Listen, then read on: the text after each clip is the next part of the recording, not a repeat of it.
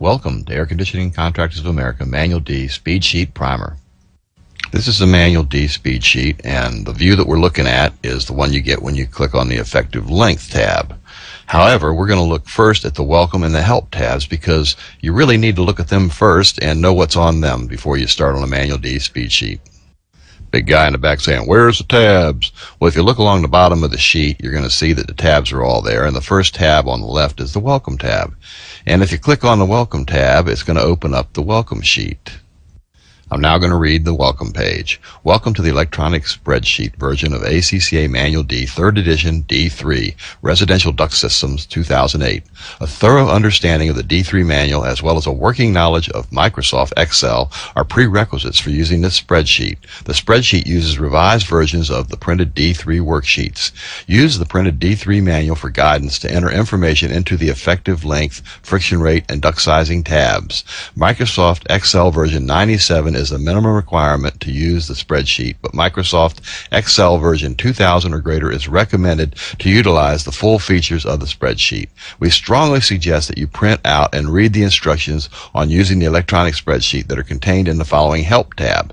The spreadsheet can be downloaded from the ACCA System Design website, ACCA System Design, or www.acca.org/speedsheet. Please visit the website often to check for updates to the Speedsheet. The most recent version number is listed on the Notes tab. When you click on the Help tab, this is what pops up, and we're going to look at the steps individually, but it's pretty much a three-step system. 1, 2, 3. It's easy as 1, 2, 3. Hey, wait a minute. My singing really stinks. I'm not going to make you suffer anymore. I'm sorry about that. I got carried away by this three-step thing. Refer to Manual D Residential Duct Systems 3rd Edition version 1 XX. Well, we're really on version 2.0 now, but the sheet's still good for the 2.0. So step 1, go to the Effective Length tab, and that's the Effective Length tab, and enter up to 4 supply runs to determine the longest equivalent run in the system. Hold on, we're going to look at that, the sheet, in a second, so just let me finish reading this one and we'll get on to that. Enter the linear feet of trunk and run-out ducts in the length sections for the supply ducts. Click on the code group, or the group code, and find the equivalent length for all the fittings used in the selected supply runs. And the group code is the G1, G2, G3. It's the red ones over there on the right. You can list multiple group code letters separated by a comma and enter the total effective length for all fittings. The program will automatically select the total equivalent feet to be used in the friction rate tab. And then you repeat this whole process for the return ducts. If you're a little confused by all of what I just said, let's go back to the first thing I said, which is click on the tab. Okay, we're going to click on the Effective Length tab, and then that's what pops up is what we're looking at right now is the sheet, and the sheet pops up, and we're going to fill in this sheet, and when we fill in the sheet, it's going to give us the answer. And that's pretty much what I was saying, but we're going to now talk about the details of it, and so you'll understand when I'm talking group numbers. If you look at the blue on the left there, all the blue numbers, let me circle this in the red in the top, and you got group 1 through group 12, and that's for the supply. The bottom part of the sheet's for the return. We're going to fill it out too. We're going to fill it all out, and you're going to know how to do it when we get done. Well, before we can start, we need to have something to start with. So let's start with this house, and we're going to do this duct design for this house. And we've got this sketch of how the diffusers run. We got 11 diffusers there, and we've got some runs here, and we've got an air handler unit. Let's take a look at it. That's the air handler unit. That's where the furnace or whatever it is in this unit is going to be putting out our air. And let's say that number 1 looks like it's about as far away as you can go. 4's pretty far away. 8's pretty far away down here in the bottom right, and 11's pretty far away. So we're going to pick those as the possible 4 longest runs. It could be 9, but I'm thinking 8's going the wrong way. Why not pick it? It's not going to be much longer for 9. Looks like it's a little shorter on the flex duct. Here's the top portion of our sheet, and we've filled in for the straight run on the top the 1, the 4, the 8, and the 11, which were those diffusers that I picked out. Now, up here, some people will put in dining room, bedroom, bathroom, whatever they want to put in for those numbers. But I like using the numbers of the diffusers because that's easier for me to understand and less writing, and so that's a winner for me. And then you put the trunk lengths going to it. Now, in the first one, number 1, we've got 3 main trunks going down there, 3, 8, and 12. We've got 3, 15, and 10 going to 4. We've got 3, 47, and 10 going to 8. We got 3, 43, and 12 going to 11. If you had more than 4 lengths of main trunk going to the unit, then you could add them together and put them in here and still fit them into 4 places. What do we want to look at next? Well, the next thing we're going to look at is the group numbers, and the group numbers are 1 through 12 down here. And what's a group thing? That's a 90 or a T or something like that. And other is anything else that's in there, like a sound attenuator. Anything you might have in there would go into the other column. Let's take a look at this. These are two main trunks here. We've got the green on the right, we got the red on the left. The blue, don't let it confuse you. I just use that because I can use colors on this thing, but that designates where the flex duct is. If we look at the left one as an example, let's look at the left one because it's quicker and easier. We're going to go out here and we're going to say we got the unit, and there's a takeoff from the unit that goes out to the first T, and that's common to both of the trunks. And then we've got the T, that's common to both of the trunks. And then we've got another T and another length that's going over here on the red side, and that's only for the red side. And then we've got the other branch that goes just to diffuser 1, and it's only for diffuser 1. And then we look at all the fittings that are in there, and we're going to have to mark them down and figure out what they are. And then we add all this up, and I'm going to show you how that all works next. If you click on the Group 1 fitting, then what's going to happen is it's going to take you to the Group 1 pages, and you're going to look through all the fittings in Group 1. And in Group 1, the fittings are all the takeoffs for the supplies, and you pick out the one that looks like what you put in. We go to the sheets and we pick out an equivalent length for the type of transition that we're going to put on top of our unit, and in this case it's a 1N, and that's the number that designates what type we picked out. So if you have to look back in the book and see what it is to check it and see if it's right, you can look at it, and then it's got an equivalent or effective length of 15. We now click back on the effective length tab and go back to our other sheet. We can then put our 1N under the group letters, and we put the 15 under effective length. Interestingly enough, we can do this all the way across because we have the same thing on each one of our 4 runs. All right, I just popped them all in there. And something I talked about earlier, I said when we add them up, well, I was really kind of lying. We're not going to add anything up. This machine adds it up for you. So if you take a look down here at the bottom, you'll see that it's adding up all the effective lengths. And we also see that 75 is the winner. Now, if you look in the bottom left-hand corner, it's got design, total equivalent length, and the machine automatically will pick out the biggest one and say, that's your design, total equivalent length. Now, if we quit right now, we would have the wrong answer because we haven't filled in all of the fittings that we have, but it would still give you an answer. So if you got to be careful that you fill everything in and you get everything filled in correctly on this, or you're going to get bogus answers, and you don't want that because you're going to have a design that doesn't work. Well, I went in and I filled everything in here. I've got the 2 Ps in, I got the 4 Ks in, I got the 9 Ps, and they're all different types of fittings. You can look them up in your manual D. And they're in our system. And I get a total answer down here of 250, and that's from number 8. Wait a minute. You got different answers for 2P. You got a 2P3, a 2P4, 2P5. What are you doing there? Well, let me show you. The 2P3 is 65, and the 2P4 is 70. And we need to look at that. Let's stop and take a look at that and see what's going on. We click on Group 2, and we come down and we find 2P, and then we read the directions. That's always a good thing to do, isn't it?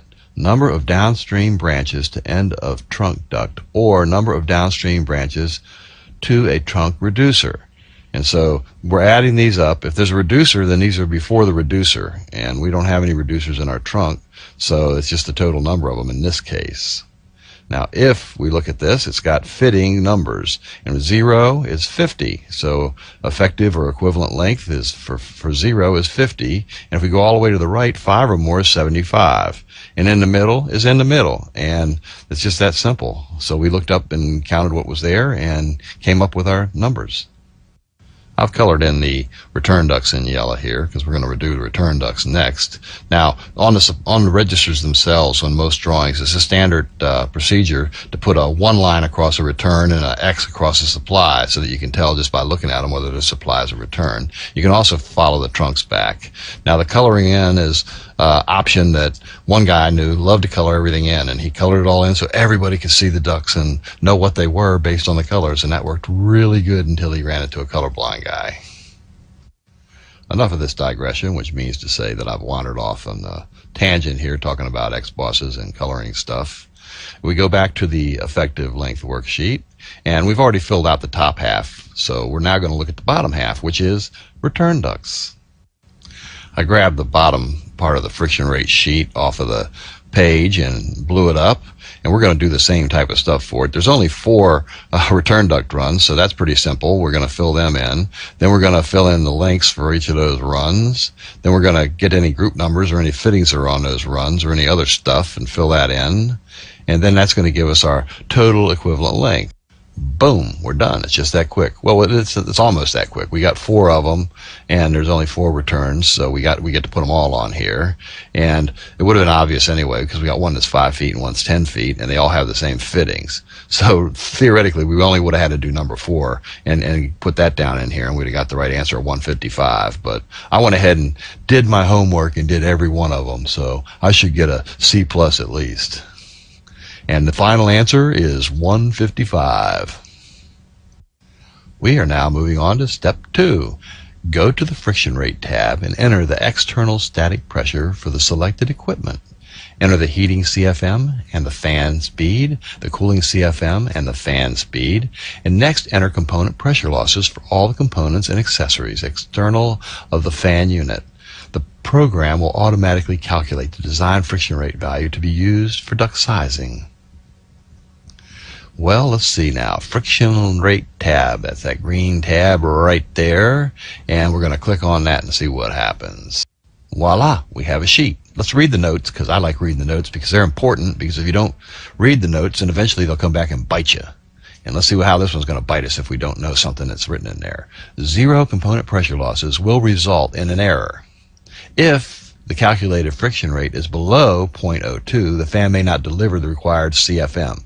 Increase the blower speed, increase the blower size, or decrease the total effective length. Okay, so if we put a 0 in here, it's going to spaz out the machine. It's not going to give us an answer. If it's below 0.02, we probably may not have enough airflow. So we got a problem, and we're going to need to fix something. If the calculated friction rate is above 0.18, the fan may deliver too much CFM, so we need to decrease the blower speed, decrease the blower size, or increase the total effective length. So we got some rules of thumb there. If it's below 0.02, we need to increase the speed. If it's above 0.18, we need to decrease the speed or change something else. Next, we're going to take a look at this, and we're going to blow up this sheet, and we're going to look at it closer so we can see it. Well, this looks pretty good for a sheet that blew up, doesn't it? We're going to do the external static pressure. That's the first number that we want to stick in here, and we're going to put in 0.5. 0.5 is for a heat pump, and it includes the coil. The next thing we're going to do is we're going to stick in our CFM values for our heat pump, and it's 1100 and 1040 on cooling, and our speeds are medium and high. Wait a minute. How come it's got a higher speed and a lower CFM on cooling? Well, that's a good question. Man, I get some great questions in this class. 1040 is the cooling one, and that's because it's on a wet coil. And the wet coil has enough resistance that it decreases the amount of air, even though it's on high speed, down to 1040. Next, we're going to fill in our electric resistance heating coil, and that's 0.02. Now, look up above there. There's a line for direct expansion refrigerant coil. Now, since it's a heat pump unit, that's included in the external static pressure from the manufacturer. If it was a furnace, it would not be, because the delivered box, the external static pressure is measured across the box. And so you're going to need to be careful when you find out what the external static pressure is, that you make sure that anything that's not included in that manufacturer ESP is included in this step 2 list down here. What else do we have? Let's see, they don't have a humidifier, so we're going to add that. They don't have a supply outlet, so we're going to add that. Return grill, add that. Balancing damper, we're going to add that. And then boom, it gives us our total answers. The total component loss is 0.145, and the available static pressure is 0.355, and our total effective length from adding our supply and returns up for their total is 405, and that does, through the magic of the computer here, a calculation, and it comes up with our friction rate design value of 0.09 in inches of water column per 100 feet. So that's what we use to design our duct sizes. All right, here's the final step 3 that we're going to do, and this is where I read it to you and confuse you, and then I show you exactly what it means when we fill out the sheet. And the directions are pretty simple. When you go back after you fill out the sheet and read them, they make a lot of sense. Go to the Duct Sizing tab and enter the heating and cooling BTUs per hour for each supply run. There is a maximum of 20 supply runs per unit. For larger rooms, divide the BTUs per hour by the number of runs required for the proper distribution of airflow. The program will automatically select the duct size for round metal ductwork. For rectangular metal ductwork, enter the height, and the program will automatically select the duct size. If the flex duct is used, refer to the equivalent flex column to select the correct duct size. Under the supply trunk, return trunk, and return trunk sections, select the associated supply runs, and the CFM and duct sizes will automatically calculate. The program will automatically select the duct size for round metal ductwork. For rectangular metal duct, enter the height, and the program will automatically select the duct size. For flex duct, if used, refer to the equivalent flex column to select the correct duct size. Well, that's really pretty simple, and we're going to show you. When you click on the duct sizing, this is the sheet that's going to pop up, and we're going to focus on the top part of the sheet to begin with. Let's take a walk down memory lane and remember that we have 13 diffusers total in this thing, and since we can put 20 on the speed sheet, we don't need a second speed sheet, so we can do it all on one speed sheet in the 20 slots that are provided. Here are 20 slots, and we got SR1 through SR20, and that's supply run, and that's what it stands for. And then it's got room ID. Now for room ID, that's where I'm going to put my diffuser. I'm going to put a diffuser ID. You can put whatever you want in there. And then we have 2 columns here for heating BTU and cooling BTU, which we're going to fill in.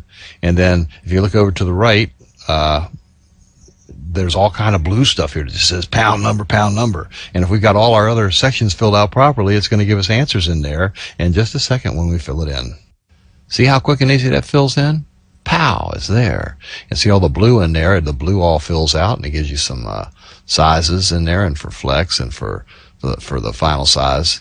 The cooling CFM and design CFM and heating CFM. Where do the CFMs come from? Any ideas? Well, the answer is they came from those values that we entered based it on the manufacturer's numbers. So the 1,100 and the 1,040, that's where those values came from. How about the heating and cooling BTUs? They came from the manual J. Now the manual J gives you the heating and cooling requirements for each room. It doesn't break it down like in the case of the 4 and 5 diffusers, which there's 2 diffusers in one room there. So we had to divide that room in half, and we're going to give you half to each of the 2 diffusers, and that's what we're going to use. And other than that, everything's fairly simple. So if we look in this box here, there's 4 and 5, and we've got 2560. We divided it in half. Each one of them is getting 2560 for heating and 2548 for cooling. And so the heating and cooling BTUs, we entered them all in. We entered in the room IDs, and the blue stuff filled out for us, including our final size for our duct,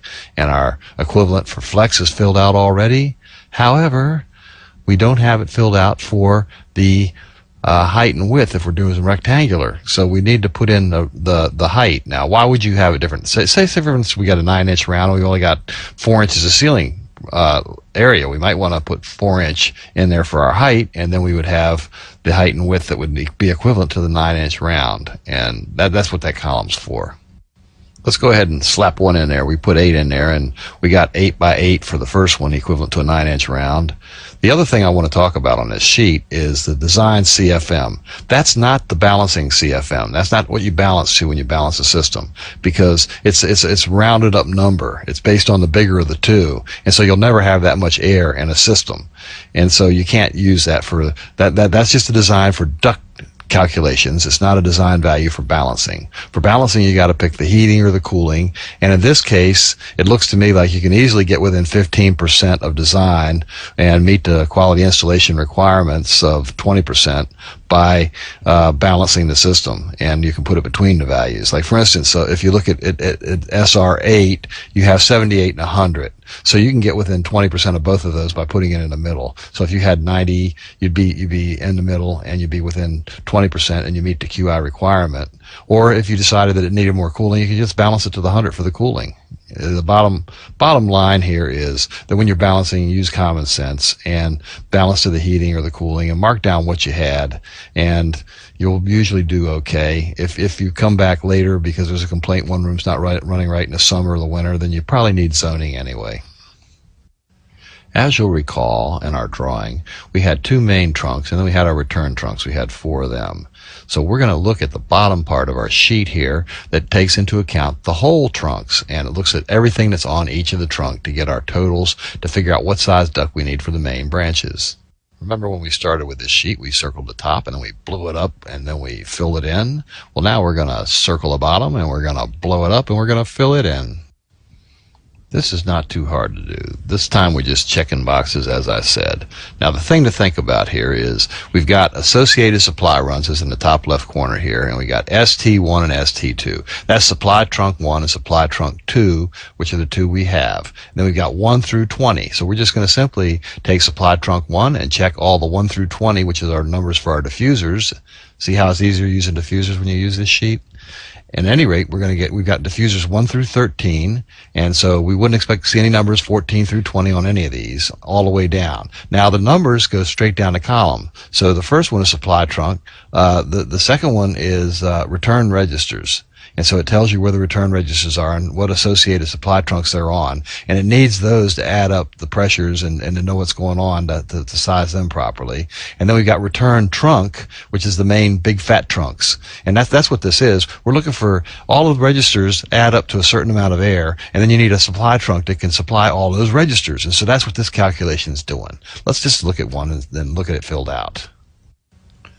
As we look at this, it's a little confusing, but it's not too hard to do. If we look at supply trunk 1, if you recall, that was the red one on the left side. Supply trunk 2 was the one on the right. That's the green one, and those are the top 2 rows going across. And then we have above them, we have 1 through 20, and those will be the registers. And the registers, we don't expect any numbers above 13 because we only have 13 registers.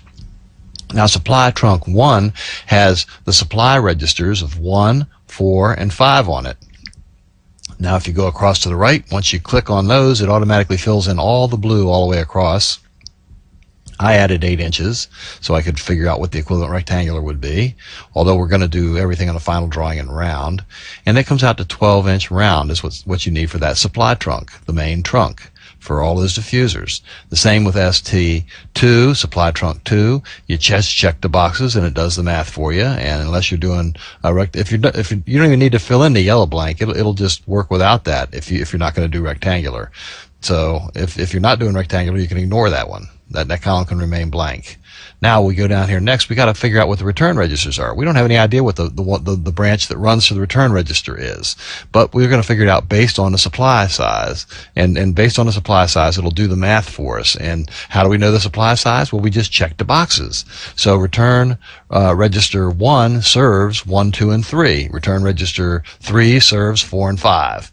Return register 2 serves 6, 8, 9, 10, 11, 12, 13, and return register 4 just simply serves number 7.